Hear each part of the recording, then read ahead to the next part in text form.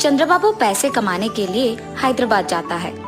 वहाँ एक व्यापार शुरू करने के लिए गहरी सोच में पड़ जाता है। चाय पीने के लिए बाइक पे निकलता है। सर्कल के पास ट्रैफिक पुलिस कुछ लोगों को समझाते रहता है। उसी तरफ जाते हुए चंद्रबाबू को पुलिस पकड़ लेता है। सर क्या हुआ, आपने मुझे क्यों पकड़ा? तुमने हेलमेट नहीं पहना और वो कानून के खिलाफ है, इसीलिए मैंने तुम्हें रोका है। गलती हो गया है सर, इस बार के लिए माफ कर दीजिए। ठीक है, फाइन भर के जाओ। फाइन कितना है सर? 500। उसके बाद चंद्रबाबू चाय पीने के लिए जाता है। चाय पीते हुए उसे एक विचार आता है, वैसे तो मैं यहाँ एक व्यापार शुरू करने के लिए आया हूँ ना, तो क्यों ना मैं एक हेलमेट का दुकान खोलूं। चंद्रबाबू का दुकान तैयार हो जाता है और खुलने के बाद हर रोज बहुत सारे ग्राहक आते हैं। इसीलिए वो एक भरोसेमंद को दुकान में काम करने के लिए लगाता है। उसका नाम संतोष है। मैं बाहर काम पे जा रहा हूँ संतोष।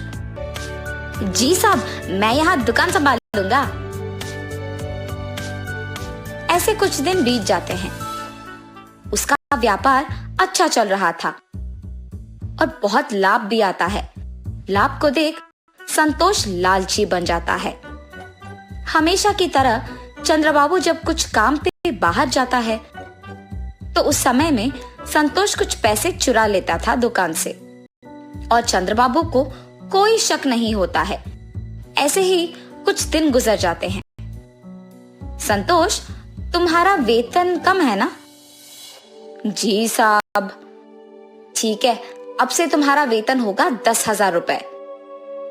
बहुत बहुत शुक्रिया साहब। अब से इस दुकान का ख्याल तुम्हें ही रखना होगा, ठीक है? मुझे गांव जाना होगा, वहां कुछ काम है। 10 दिन बाद आऊंगा। जी साहब, आप कहने तक मैं दुकान का बहुत अच्छा ख्याल रखूंगा। चंद्रबाबू के गांव जाने के बाद हर रोज के पैसे में से आधा संतोष ले लेता था। 10 दिन बाद चंद्रबाबू उसकी बेटी के साथ हैदराबाद आता है और सीधा उसकी दुकान पहले जाता है। इन 10 दिनों में कितने पैसे आए हैं संतोष? 50,000 साहब। अरे ऐसे कैसे? हर रोज का हमें 10,000 मिलता था ना, इतना कम कैसे हो गया? चंद्रबाबू को उस पे शक आता है, मगर वो कुछ कहे बिना वहां से चले जाता है। क्या हुआ पापा? कुछ नहीं बेटी, मेरे गांव आने से पहले हमारा दुकान लाभ में चल रहा था, लेकिन इन 10 दिनों में बहुत कम हो गया है। लगता है कि हेलमेट ज्यादा नहीं बिक रहे। पापा, शायद संतोष कुछ पैसे ले रहा है। अरे नहीं नहीं, वो ऐसे नहीं करेगा, बहुत ईमानदार है वो। अच्छा ठीक है पापा, आप आके पहले खाना खा लीजिए। सुबह के समय में दिव्या दुकान को किसी के आने से पहले एक सीसी कैमरा लगवाती है और वहां से चले जाती है।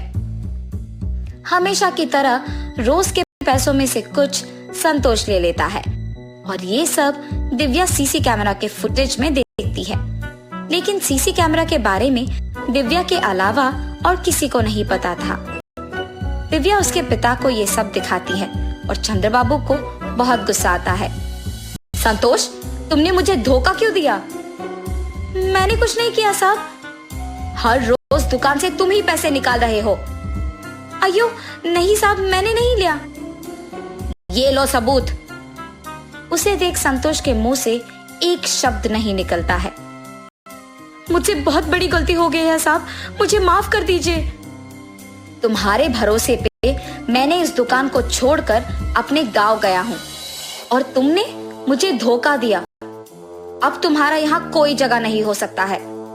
अगर कोई हम पे भरोसा रखता है तो हमें उनका भरोसा ऐसे नहीं तोड़ना होगा। धोखा देना बुरा है।